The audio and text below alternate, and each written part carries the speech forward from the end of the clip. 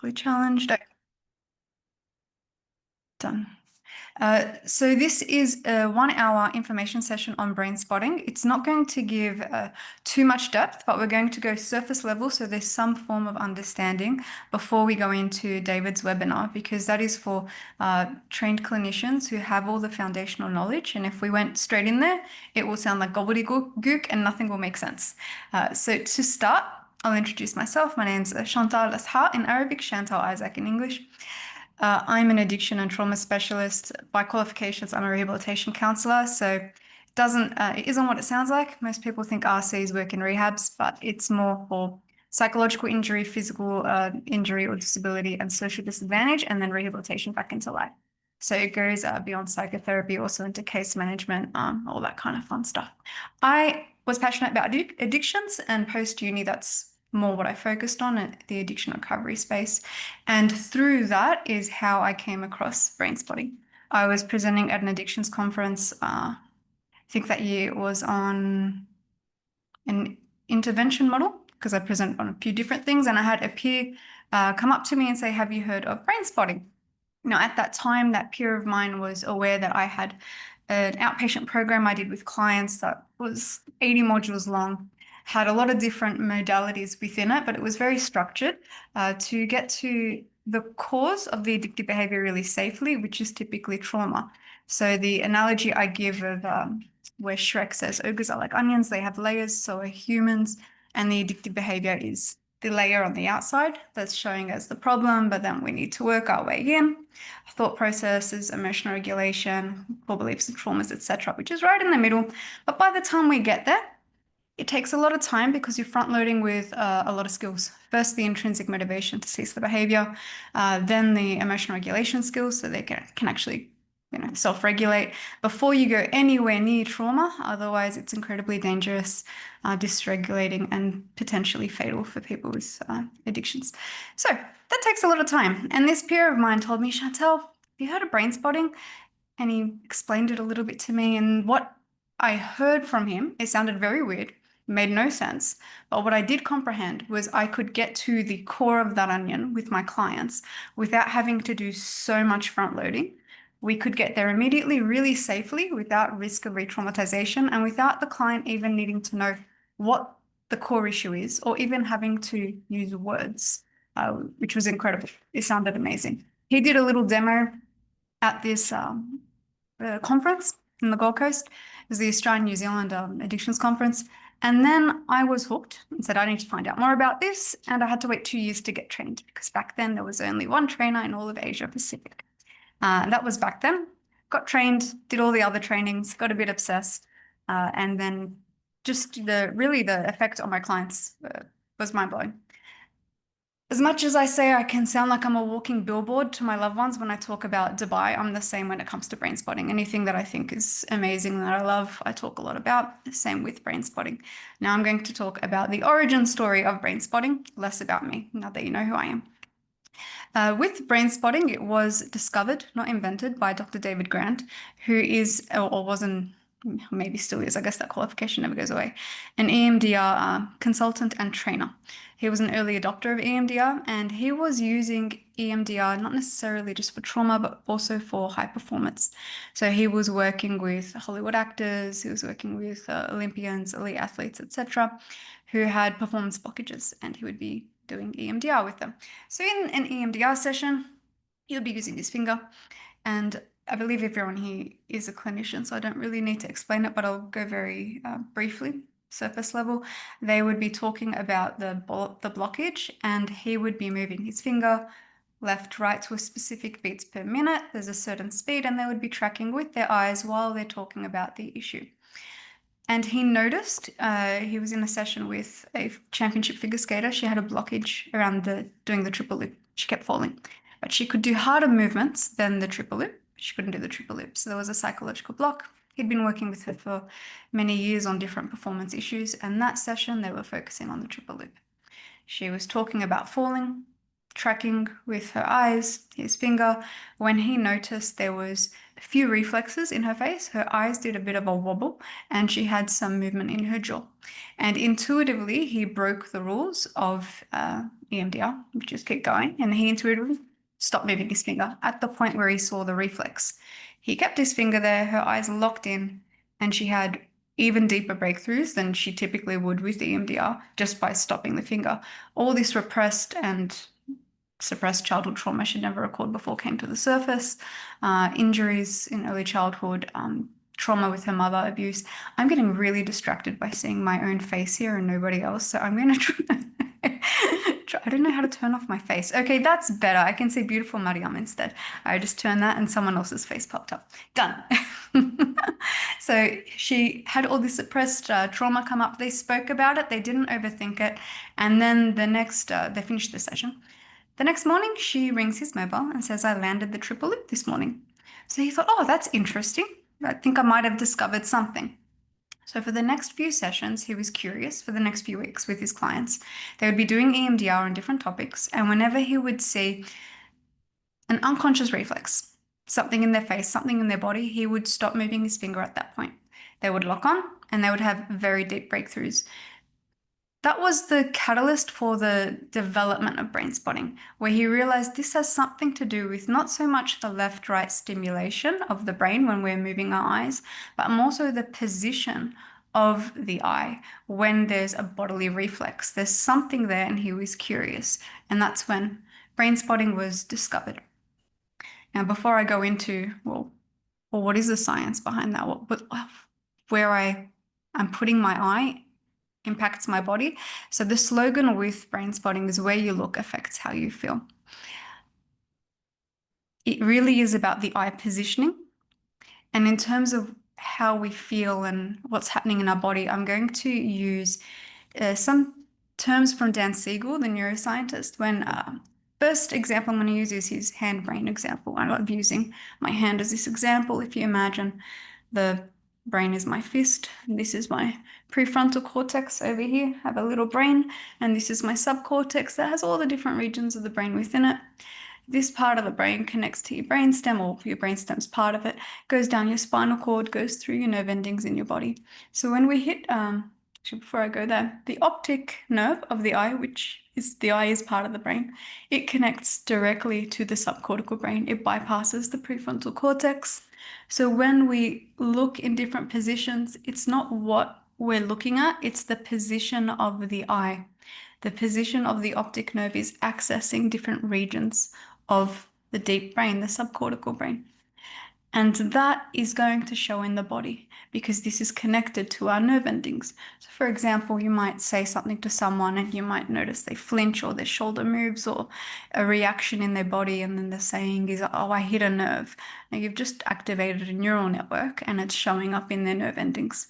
And that is the absolute basic block of brain spotting of the optic nerve is accessing different part of the brain and it is going to show up in the body. That's the mechanism of access, I guess. Another thing I'm going to talk about with Dan Siegel, because they're all going to be little puzzle pieces that do connect, is when he talks about the window of tolerance. We talk about different concepts and then they're going to come together. So if I'm using this cup or this jar as an example of my capacity for an emotion. Let's say the water is an emotion of sadness, or let's say shock or fear. If something's happening in real time and the emotion is within my window of tolerance, my brain is going to process that information. It's like a CPU unit. This just happened. It's going to date stamp it. This happened at this time. It'll file it away in my long-term memory. It's a healthily functioning brain. If the feeling that I have exceeds my window of tolerance in that moment, in that memory, my brain will identify this as though it's a threat. It's going to put me into something called either hyperarousal or hypoarousal. I'm outside my window of tolerance. That means it's going to move that information outside of this CPU to a part of the brain we will call the waiting room. It does not believe its main priority is to process this information, date stamp it, and file it away. Its main priority is to keep me alive. And if I have a feeling that has exceeded my window of tolerance, it is interpreting that as a threat. So it's going to put me into a survival state and it's going to move this entire chunk into the waiting. Why is that a problem? That part of, and also all the information that gets stuck there is what we call trauma. It's simply unprocessed information. Now, that waiting room has no concept of time. It doesn't understand the past. It believes everything is in the present. So if something is stuck in there, we will feel it in our physiology with the same intensity as the point of inception. And that is what trauma is. Now, with brain spotting, what the intention is to increase the size of the container. We're increasing the window of tolerance. So whatever material is stuck in there can enter and process without risk of flooding the individual. Because when material is processing, it will create waves, and there needs to be room in a person's system for those waves to process. If it's in the waiting room and we go there, for example, let's say, because addiction's my space, someone is in very early recovery and we go into trauma therapy straight away, or not even trauma, let's say uninformed, totally not informed in trauma, and say there's a clinician who wants to talk about their traumas right at the beginning, and we haven't done any front loading with skills or anything whatsoever. I'm just noticing I'm freezing. Can I just get a thumbs up from anyone that I haven't frozen on you all and you can all hear me? Yeah, you're back. Okay, thank you. So if we just go talk about your traumas and a person activates that neural network and it's in the waiting room and their window of tolerance has not been enlarged, we are just re-traumatizing the individual. And it's incredibly dangerous because they're flooding their system, they're going back into a survival state and nothing's being processed, which unfortunately back in the day is what would happen at many rehab centers, back in Oz and anyway in particular, and assume probably the States. I don't think back then any existed over here in this region. So that's with the window of tolerance. Now, how do we increase their window of tolerance? A few ways, and I'm going to get to those puzzle pieces in a second as well. But now we have the basic concept of the brain and how it operates, and trauma and the window of tolerance. So we have the simple foundations, not very deep, going very, very basic. Now I'm going to talk about the positioning of the eye. So while I'm talking to you, I am brain spotting. It's a natural process. That's why it was discovered, not invented. I'm looking in different places while I talk. I'm doing this unconsciously. My optic nerve is gathering information in different regions of my brain while I speak. So for example, if I'm thinking about my baby brother, I might be looking over to that corner. It simply means the optic nerve is accessing a region in my brain over here that holds information about my brother. If I'm thinking about what will I have for lunch, I might be looking over there. Optic nerve accesses information over here about food, for example. So we do this naturally. There are ways in brain spotting of finding what we call brain spots. And brain spots simply mean this spot in the brain, not very creative, where the optic nerve is hitting or that's being activated and that's lighting up. So it's brain spotting. There are many ways to find these brain spots. One way, which I will talk to you guys about today, is called gaze spotting. And that's where an individual is naturally gazing when they're either talking about a topic or thinking about an issue they want to work on. And we will look in many places, but a gaze spot makes itself very apparent because they keep going to the same place, or there's a longer gaze while they're there. And you'll notice they'll just keep going back there, as I'm doing now with the corner of my TV over there. And that's when we know that there's a gaze spot. I'm going to give a short example on this. I had a session where an individual wanted to clear a yip. So you can use this for trauma, you can also use this for performance, and this was a performance blockage. A yip means a choke that you have in sports. So for example, imagine there's a basketball player, game-winning shot, and he misses the shot. So that's created a bit of trauma in his system. Next time he tries to throw any important shot, he has a bit of a freeze before and he misses the shot each time. They're called yips. So this individual wanted to address a yip in his golf swing. He would just have a bit of a freeze right before and he would stuff up his swing. So I noticed the gaze that he kept going to, and it was about, I don't know, mucking up each time. And then I also noticed another gaze of when he was talking about when he would be in flow and he wouldn't miss anything. So we actually identified two gaze positions, and in that case, we used both and toggled in between them. They were access points to that region of the brain. And then as he was processing, because when a person processes, we call that focused mindfulness. It is not hypnosis. The person is fully conscious, but they drop out of their prefrontal cortex into their subcortical state. So it will feel more so like daydreaming. Completely awake, but you will feel like you're daydreaming. And that's when a person may be quite verbal, they might be quite non-verbal. You will see a lot of movement in their physiology because that is the processing that's happening in their body. And I'll go into the body movement stuff based on research by Peter Levine, where we talk about that as well from somatic experiencing. Where the body movement's actually very important for release. But back to him, when he was processing, he was having these realizations. So it was actually quite visual for him, and it isn't for everybody because he also happens to be a surgeon. And he was having memories of when he was in medical school a long time ago, and when he found his hands, when he just got the flow of having control of his hands properly.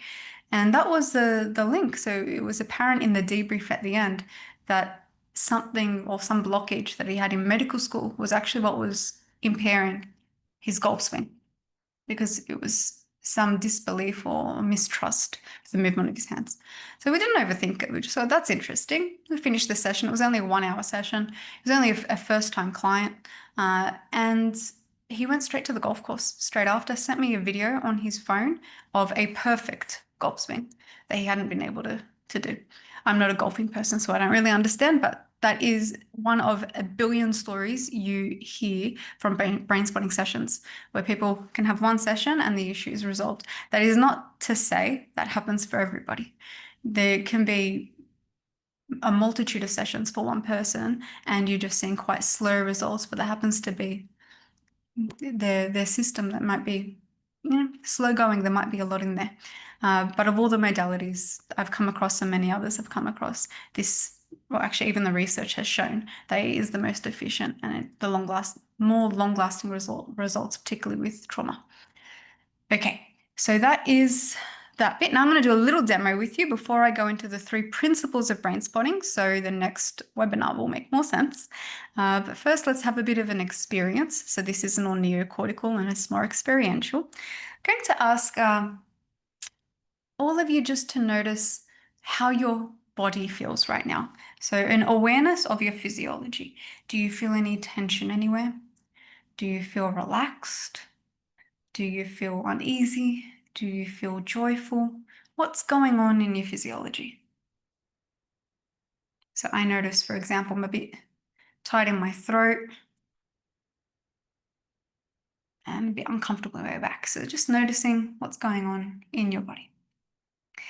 And now I'm going to ask you to move your eyes on eye level, just look to the left side of the room. And with your eyes on the left side of the room, just notice if there's a change in how your body feels. You may feel absolutely no difference, or maybe it starts to feel more tense or less tense, or more relaxed or less relaxed. Just notice any change in how your body feels right now. For me, it feels more tense over here. And bring your eyes to the middle. Just notice the difference. I personally felt much more relaxed here, and everybody is different because we have different systems.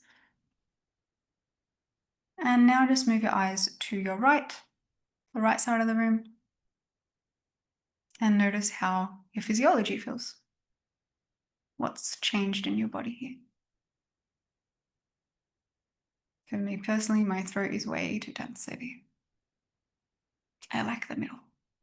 And then just take your eyes to the spot where it felt the calmest or the nicest. Now that's just a very quick, tiny little taster of where you look affects how you feel. So the optic nerve is accessing different regions of the brain and it will impact how you're feeling in your body. This, in turn, increases the size of a person's window of tolerance. So for example, there are techniques where much more refined than what we just did, where we locate the position of the eye where the person feels amazing.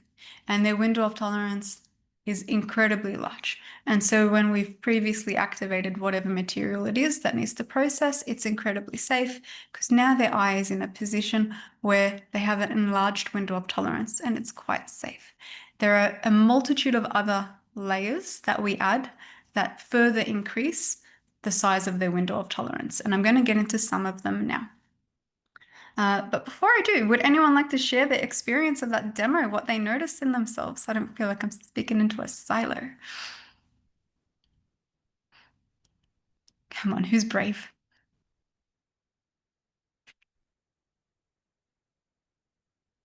I'm happy to share. Thank you, Um, man. so it was very interesting. I didn't know if I was imagining it or it was actually real because it was, yeah, just surprising. When I looked to the left, I felt very vulnerable. Like I felt a heaviness in my chest. And then in the middle was okay. But then when I looked to the right, I felt like I was holding a laugh. I don't know. I felt very light, almost in a comedic way. So yeah, so that was my experience of it, which was very surprising. Thank you for sharing. And you could see in each one of those spots, you felt completely different. Very different. Yeah. Yes, yeah. And it has nothing to do with what we're trying to neocortically force ourselves to think about. It's just paying attention to when I'm putting my eye in that position, what is organically happening in my body? And it's indicating what lives in that part of the brain. Yeah. Thank you. Anyone else like to share their experience? One more brave person, and then we'll go to the next part.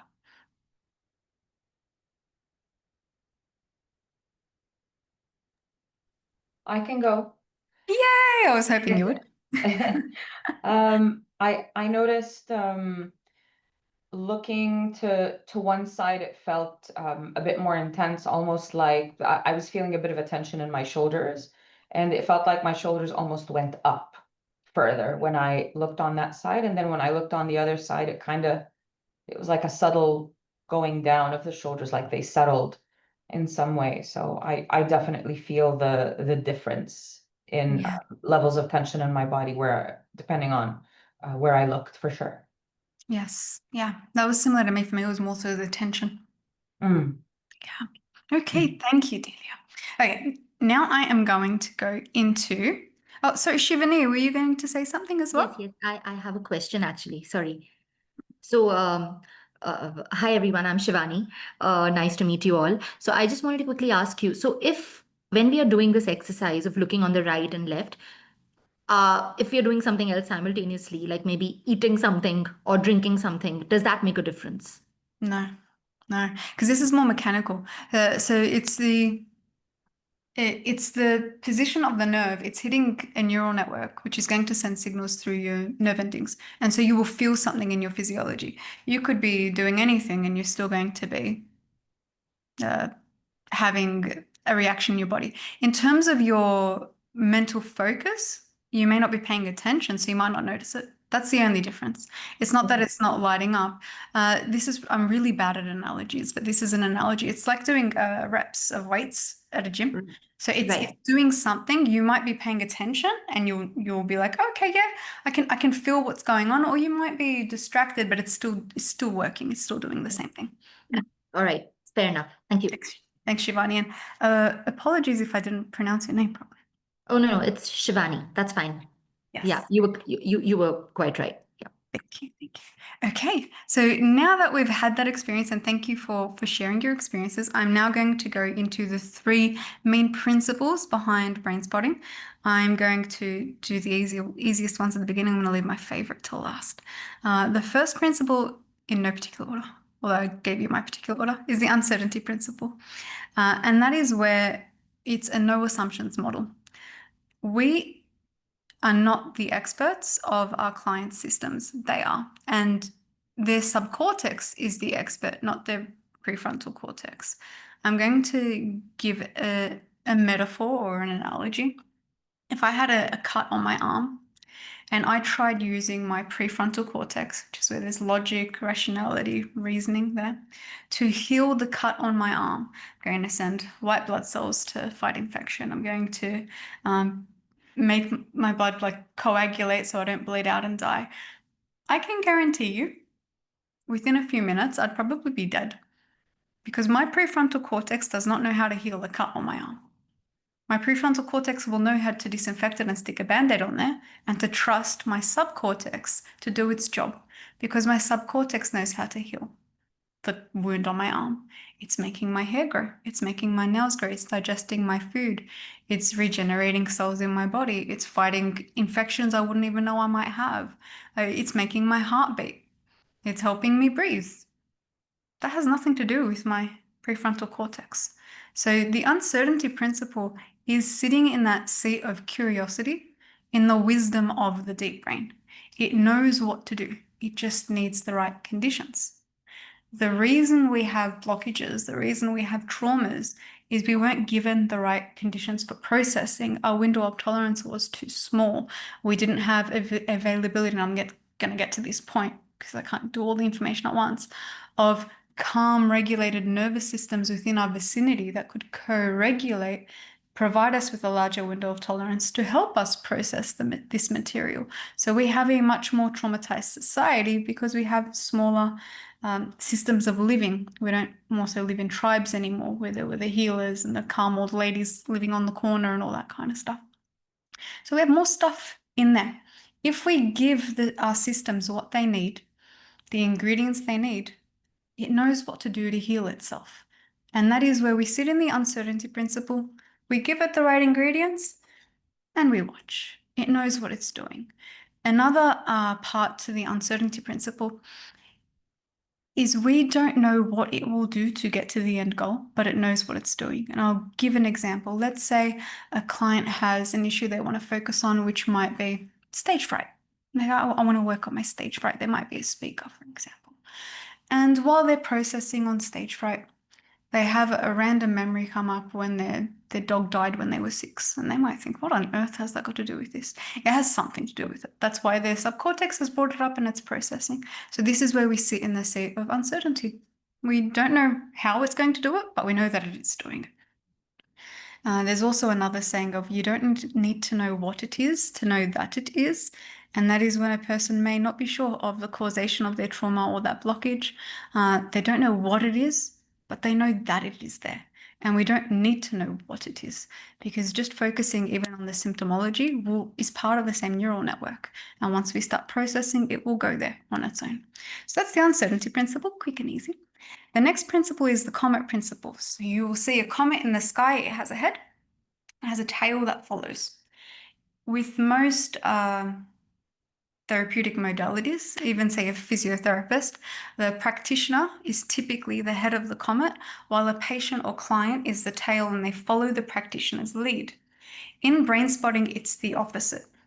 As practitioners, we are the tail of the comet and we are following the lead of the client's system. For example, if an individual walks into a session and they start talking about they had a fight with their sister and they're really upset, and while they're talking about it, they keep looking off into the exact same spot, so they're doing a natural gaze spot, the practitioner might gently invite them to maintain their eye gaze in that position. They might point it out. I've noticed that you've been looking at the corner of that portrait while you're talking about Sally, for example. Now I'm just going to invite you to hold your eyes there. And how do you feel keeping your eyes in this position? So it may appear as though the clinician is leading, but the clinician's not leading. The clinician is following the lead of the client's system because the client's system is leading. It's going there on its own and we're just paying attention. Other ways of finding brain spots also to do with body reflex. And when that's apparent, the clinician will also gently invite to hold the eye position in that spot. Again, it might look like the clinician's leading, but we're not. We're always, always, always in the tail of the comet. Always. And the head of the comet is the client system. We're following the lead of the client system. It's showing us where to go. And it has much deeper wisdom than our prefrontal cortex does. We need to trust their bodies. So that is the comet principle. The next principle is my favorite, dual attunement principle. Dual means two, and attunement means connection. So there are 2 levels of connection, or 2 types of connection that are really important and foundational with brain spotting. The first It's the easiest, which is the person's felt sense. It's the neurophysiology. It's neurobiological is easier to say than neurophysiological. So I'm just going to stick with neurobiological, where they are aware of their felt sense of what's going on in their neurology when they either think of an issue or when they move their eye into certain positions as well. What is going on in my body? What am I feeling? Their felt sense of their physiological response. So that's the connection to the physiology. That's one element. And this has to do with, again, the awareness of their body awareness and the eye positioning going to different parts of their brain. That said, for many clients with complex trauma, they will have no felt sense. It does not mean that they can't access what's going in there. Oh, we have a very late straggler. I'm just going to add him in here. Okay, I'm going to keep going. So it doesn't mean that they don't have anything lighting up in their nervous system. It is lighting up, but they can't feel it because we're numb to our bodies at that point. So if I was holding an ice cube for 2 seconds, the ice cube's going to feel cold. But if this is a non-melting ice cube and I hold it for 10 years, my skin is numb. I can't perceive the coldness anymore. It does not mean that the ice cube is not cold. I just can't perceive it anymore. So if any neural network is activated, the nerve endings will light up, whether we like it or not. That's how a human body operates. We have a human body. This is how it works. But my felt sense, my ability to perceive or feel it may be impaired. And that's when there's a lot in a person's system. They might be dissociated, etc. In time, as they process and more spaces in their system, they will start to have more felt sense and more bodily connection. It's not imperative or even necessary that they have it in the beginning. If they do, great, we're going to have a lot more fun. If they don't, there are many ways of finding brain positions without them needing to have a felt sense. But that's one form of connection where they eventually get to the point where they can have a felt sense of what's going on in their physiology. The next form of connection is with the clinician, and this is really cool. So this is the relational piece, and the relational piece has several parts. With a limbic system, which is in the subcortical brain, a really cool thing it does is emit brainwaves.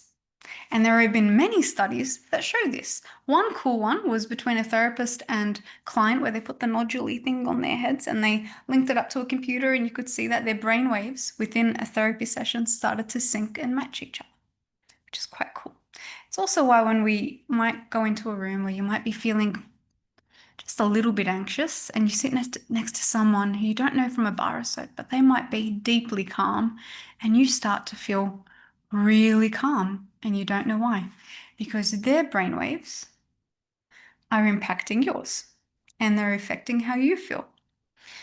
You might be a little bit calm, sit next to a complete stranger who's very, very stressed, and you start feeling really edgy and you don't know why. Their brainwaves are attuning to yours. This is a very primitive part of our limbic system from when we didn't yet have language. We couldn't communicate.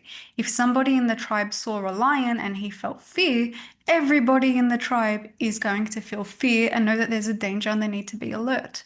So this is a very primitive part of our brain, and we still have it. That's why we might say, oh, I get good vibes about this person. Oh, I just don't get good vibes about this person. It's just brainwaves. It's our limbic system's attuning. The way we interpret it might not necessarily be correct, but we are attuning to each other. There are a whole multitude of other really cool studies that came out about this, but it doesn't matter. With brainwaves attuning, why this is important, the clinician's role is to be like a surrogate parent for the client, where we have very calm brainwaves. We need to be incredibly regulated, and it allows the client to go to scary places while they're piggybacking on our nervous system. So our calmness is going to affect their window of tolerance. And I'm going to give an example to illustrate this to make it a bit more obvious. Let's say I'm a young child, I'm 4 years old, I see a snake and I'm incredibly afraid. And I run to my parents, and the fear I have has exceeded my window of tolerance. My parents see the snake, they see it's non-venomous. So their brainwaves are very calm. And they will say to me, Shanti, and you can all call me Shanti, it's my nickname. Shanti, Habibte, don't be afraid. It's not a venomous snake, you're fine. They'll give me a cuddle. It's not what they say and do. It's their brainwaves. Their brainwaves are so calm, it will bring down my fear. And the moment that I had of being afraid of that snake, it's now within my window of tolerance. They've helped calm my nervous system. It will process, it'll get filed away in long-term memory. When I think of that moment, yeah, that was scary, but I don't feel fear. There's no emotion left there. It's been fully processed and it's been filed away. However, imagine the same thing happens and my parents have a phobia of snakes. So I run to them and my window of tolerance is flooded with fear. I run to them, they see the snake, they see it's not venomous. They say and do the exact same thing. Shanti Habibti, you're fine, it's not venomous, etc., etc. It's not what they say and do, it's their brainwaves. If their brainwaves are in high fear because they have a phobia, mine will stay in high fear. And that piece of time, that material is getting stuck in that waiting room because now I'm going to be in a survival state. This now will become a trauma. I will most likely have a phobia of snakes. Brainwaves. I mentioned this a bit earlier in terms of why we have this day and age much more trauma in our systems than back in the day. Parents typically aren't the regulators for large families. If you go back in time when we lived in tribes, it would be the elders in a community. It would be the healers in a community. So if someone skinned their knee or was hurt emotionally, they would be going to other people in their vicinity. These days, we live in very small family units. Parents themselves are usually quite dysregulated because they have so many responsibilities on their plates, and they've probably traumatized themselves. So a child doesn't necessarily have that calm nervous system to help them regulate and process things as they come up. So we have a lot more, unfortunately, that's stuck in all of our waiting rooms. So that's in terms of the clinician's job. We've got to do a lot of our own interior work. So with brain spotting, you are compelled to stay on top of your self-care, like more than your average bear. Not just because of the dual attunement, but also because of the limbic countertransference.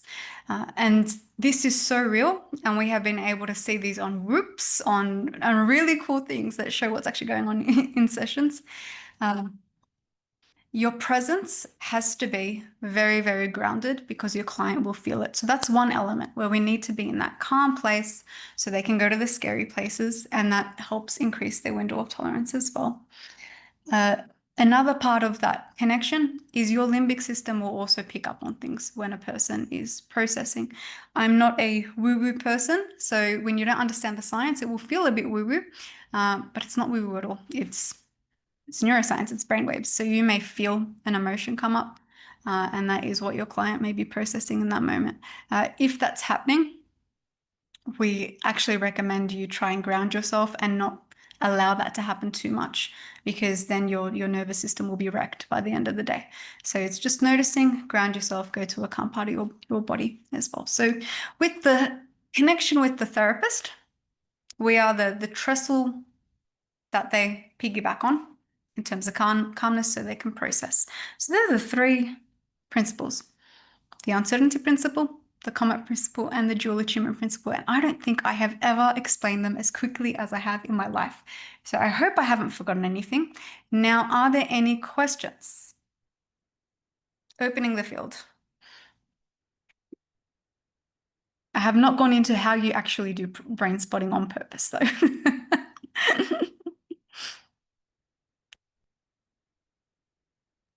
No Sorry, question?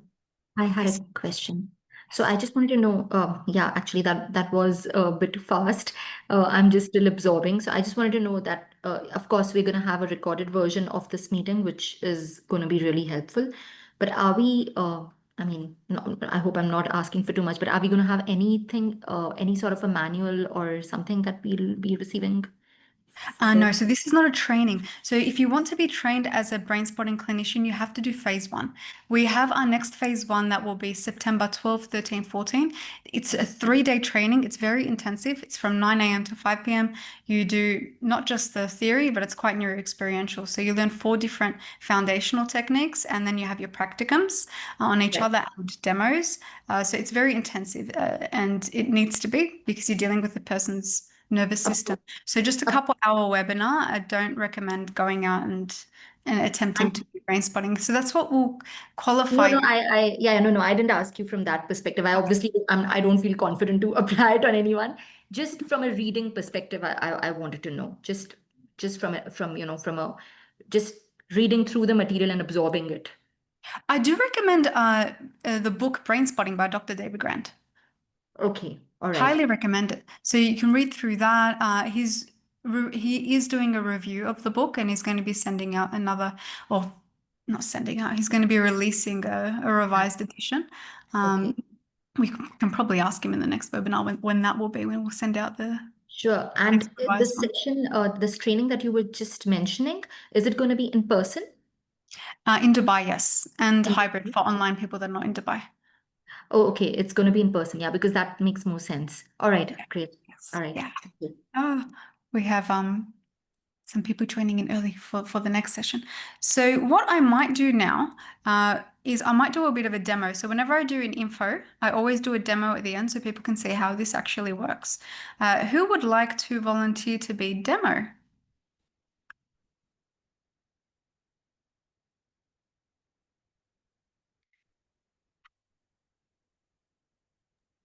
Yeah, I don't mind going. Nobody else. Okay, let's do this. You're the brave one, Shivani. Mhm. So if you're just going to turn on your video. Sure. Sure.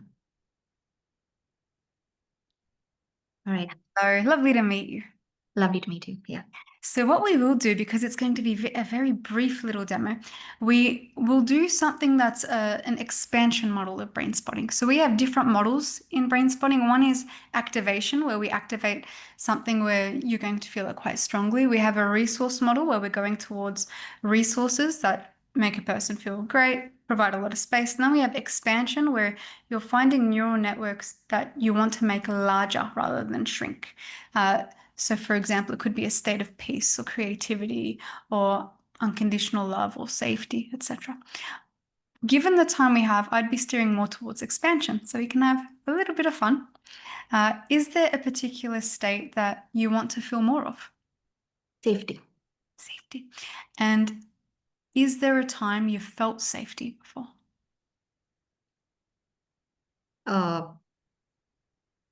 Yeah. Yeah.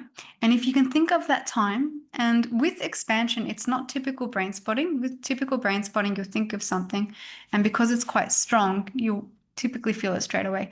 With expansion, we want to feel more of something. So we need to rev the engine a lot more because it means it's not strong enough.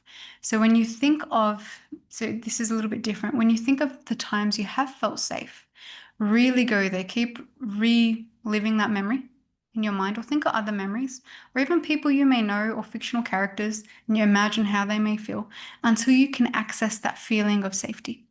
And when you feel that you can feel that safety, let me know when you can access it. So just keep going there in your mind and tell me when you can access this. Do I need to close my eyes? You can keep your eyes open or closed, whatever comes more naturally to you.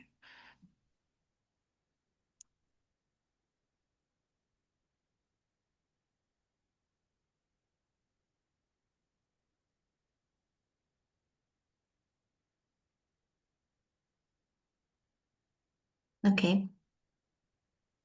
And where do you feel that in your body? In my heart. And if you were to give it a number from, let's say, 0 to infinity here, because in expansion we don't cap it at 10, what number would you give it? So maybe 70. Okay.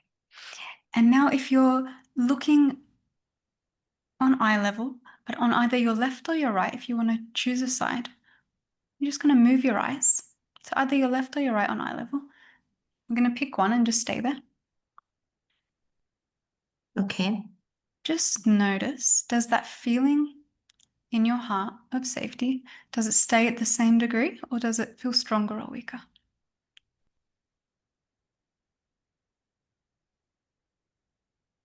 It feels weaker. And if you bring your eyes to the middle on eye level, does it feel stronger or weaker? Stronger. And if you move it to your left,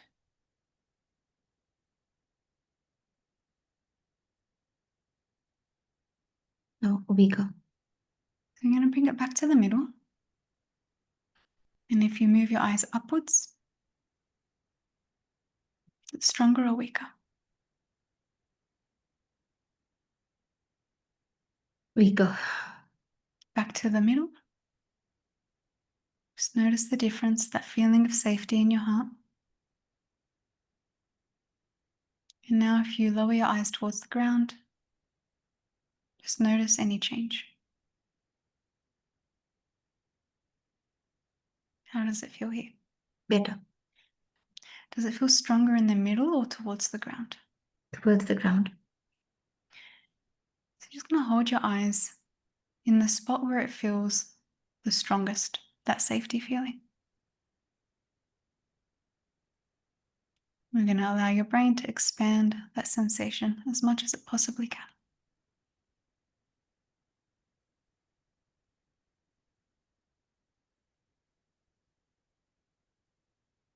And you don't need to do anything here. If any thoughts or feelings arise, just observe them with compassion and curiosity. If your body feels like moving in any way, let your body feel free. And we're going to do this for about 5 minutes. And then we'll have a 5-minute debrief.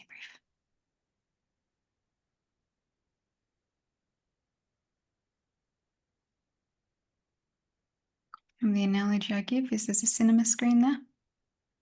It stays blank, enjoy the peace and quiet. If you see or feel anything, just notice with curiosity. And I'm going to try to stay quiet now. You can talk as much or as little as you like. I'm here with you.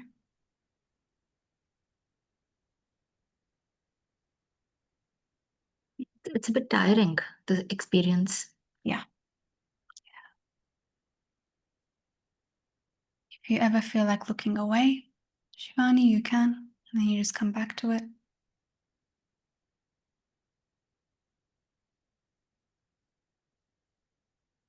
And also, if you ever feel like closing your eyelids, you can. We call that shades down. You just hold your eyeball in the same spot, but with your eyelids closed.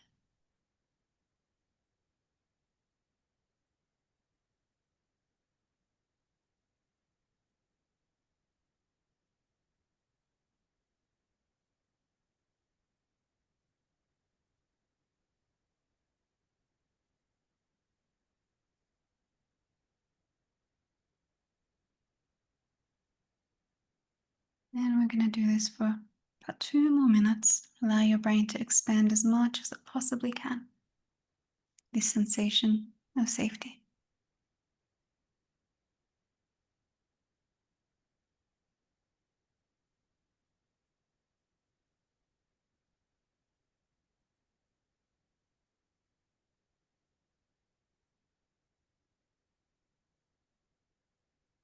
Okay, I'm feeling safe, but I'm not there anymore where I was. Where are you now? I'm nowhere. Well, you're here, you're with us. Yeah, I mean, yeah. Yes. I mean, But you're I'm not, not yeah, in that memory. yeah. Yeah, that's okay. We use that memory to turn on that feeling. But right now, it feels like your mind is blank. You're not seeing anything there, but you're still Yeah. feeling. And that's Yeah, okay. It that's means right. the screen is blank. We're just going to stay there for about 1 more minute if you're comfortable to. And we're going to see what happens next in the next minute. But again, if you feel like looking away, do whatever you feel like. That's just the access and the exit point.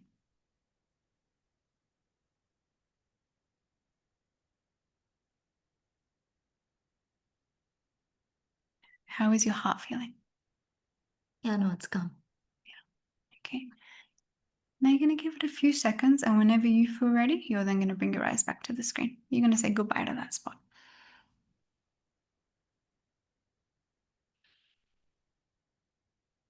Okay. Welcome back. Big stretch. Cute. Now, what we just did is not classical brain spotting. It's more me choosing what's probably the safest thing to do in this time frame. What did you notice, Shivani, doing that? So I started with a certain point, and then I just moved away from there slowly, slowly. Yeah. Okay. And I was just noticing, what I was feeling within my body Mm, while I was moving away from that spot. yes. And I could notice some changes in the way I was feeling in my heart. Yeah. And how does your heart feel now when you think of safety? How much can you access it? What number would you give it now? Yeah, no, I feel absolutely calm, Yeah. and my heart feels, I mean, it's fine. Like the number probably would go up higher than 70 for sure. Uh, and I definitely feel calmer, Yeah. safer. And however, the whole experience, it's been a bit tiring. That's the only thing. Yes. Yes. When you have a brain spotting session, it's been shown to use 65 to 95% of the glucose stores in your brain. Oh, wow. Yeah. Okay. So the tiring, it's literally rewiring. You're not just your brain, but your system is rewiring. It's releasing. So you need to drink water and have some healthy sugars. I always offer dates to clients, not dates, dates. Yeah. So you need some healthy sugars and then hydrate. It's tiring is to be expected. The other most common word is weird. If not tiring, it's also weird. It's like, that was weird. Why was that happening? Why was I feeling this? Thank you for your courage and your bravery sharing that with us. Yes. Thank you. And Thank you for I having hope me. that I that appreciate safety it. state continues to expand to infinity in your system. Yes. Thank you. Thank you. Now, I do want to make a note on the expansion. What we did 5 minutes of it because I knew that we're only going to do a short period. With expansion, what can happen if you do a longer part of expansion is it creates such an enlarged window of tolerance that if there's traumatic material that is huge that's been sitting in the waiting room, say a person's done a lot of work on themselves, but this block of information has not been able to process because there's never been an opportunity where their window's been large enough. When we're doing expansion, the window can get so large that this material can come in and process. So we can see a lot of grief, a lot of tears, a lot of pain in expansion, even though we're focusing on something beautiful.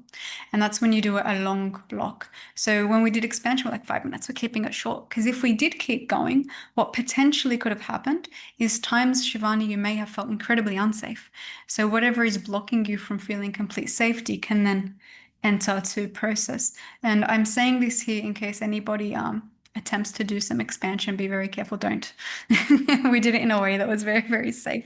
But what I am going to invite you to all start doing in your practice, which you're welcome to start doing, it's incredibly safe, is gaze spotting. You're all welcome to start doing gaze spotting. And why I welcome you and invite you all to start doing this is when a client is looking at a certain spot when they're talking about an issue, it's a natural resource. They're going there intuitively, naturally. It's not guided by anyone outside them or even themselves consciously. They're naturally going there when they're talking about a topic. So it's a natural resource. If we point it out and gently invite them to just hold their eyes there or use it as a reference point they can keep coming back to and they can titrate and come and go from that point, it's incredibly safe and it deepens their processing. So you're all welcome to start using that. There's also another tool you're all welcome to start using, and we use this in brain spotting, and it was sound engineered by David Grand, the founder, is something we call bilateral music. It's not the same thing as bilateral music. Similar to how EMDR is left-right stimulation, bilateral music is left-right stimulation. This has a bit of a twist. This is left-right stimulation, however, it's unpredictable. That's why it's called bilateral music, not bilateral music. A little bit will come through here, a little bit will come through here, and it's not predictable. Why is this important? The brain can't predict what's about to happen next, so it becomes hyper awake, very alert to what's going on. And whatever we are processing, it goes deeper because the brain's more switched on. It's recommended that you have clients listen to this at a low volume. So it's comfortable hearing, but low volume. And we use this while we are also brain spotting. You can find it on Spotify, on Apple, etc. You type in David Grand bilateral music and it will come up. So that's something we also use. Are there any? I'm going to leave some space for any questions before we have a bit of a 15-minute gap before the legend of David Grant jumps on. An analogy I'll just give that I usually give for brain spotting for EMDR clinicians, because EMDR is amazing. It's incredibly powerful. Is I give the example of, imagine EMDR is the original computer. It's groundbreaking, super, super cool. It is amazing. And then it's very cheeky what I say next. And again, the brain spotting is like a MacBook Pro. It's much more refined. It goes right to that specific point rather than this and this. So that said, I'm very excited for us to see David in 15 minutes. He's going to talk about the 8 nervous systems. We have many nervous systems in the body, which is pretty cool. He is incredibly geeky, so have a notepad. We will be joining in an observer capacity, because he'll be talking with the MENA graduates who are mostly phase 2 trained. So they'll have a lot of the foundational information, and we'll just be observing what's going on. And God willing, would love to have you all at the next phase 1 in September, and you can join the brain spotting group. That said, brain spotting is a modality that is very integrative. We're not purists. We're people, we're practitioners, and we use brain spotting within a plethora of however our clients need it. But one thing it does do, it does change you as a person, as a clinician, in terms of the way that we see nervous systems, our relational connection, and in the context of healing. It's very hard for it to not leave you unchanged. But I stress the point, it's something that is not rigid. We do not have protocols. We have frames that are adaptable, that are flexible. So it's more about having knowledge, having attunement in the moment, and knowing what is appropriate to use, how to apply it, what the client needs in that moment. It's not a rigid beast. It's something that's very flexible and adaptable. You can integrate it with IFS, you can integrate it with inside EMDR, you can integrate it with everything under the sun. It can also be used on infants, which is really cool. And some people do it on pets. I'll finish with a really actually powerful story. So I was using brain spotting with some of our humanitarian trauma missions that we did with kids from Gaza. And there was this one young girl where she was 3.5 years old. She was pulled out from under the rubble with her and her mom survived, but her dad and her 2 brothers died. And she was it's basically a catatonic state. I saw her for about an hour. I worked with her and the mom. We integrated through play therapy, through expressive arts, etc. I worked with mom and her to make sure that they were both not much traumatic material left, using brain spotting techniques. And at the end of the hour, I'm like, I think they're good. Don't see much traumatic material left here. And but again, with brain spotting, time tells, not in the session. You will only know when there's a change in symptoms several days later, because processing continues for 48 hours and even longer for some people. But straight after, the feedback from the people around her was incredible. Oh, she's come back to life, etc., etc. I didn't think much of it because I didn't have a baseline prior, because I didn't know this young, beautiful girl. But there was continued care afterwards, and then we saw them again in person 5 months later. And still this girl was having no nightmares anymore. She was playful. She literally had come back to life from that 1-hour session. So this is how incredibly powerful, I wouldn't say brain spotting is, but how incredibly powerful the human body is when we know how to read its language and speak its language. And this is just us discovering, one way that it speaks, which is through the eyes, which is very cool. Okay, I'm going to set you all free. And I will see you all in 15 minutes time. It is the same link. You're welcome to stick around, and I'm just going to turn off my video and mute and have a 15-minute food break. And we are going to start in 15 minutes, or you can jump out and come back in 15 minutes. Are there any questions before we go? Speak now or forever hold your peace. No? Thank you so much for this. This is super helpful, Chantale. Thank you. Thank you, Delia. Okay, guys, I will see you. Thank you. Oh, thank you, Shivani. Thank you. I'll see you all in 15 minutes. Thank you, guys. Thank you, Clarice. See you all in 15 minutes.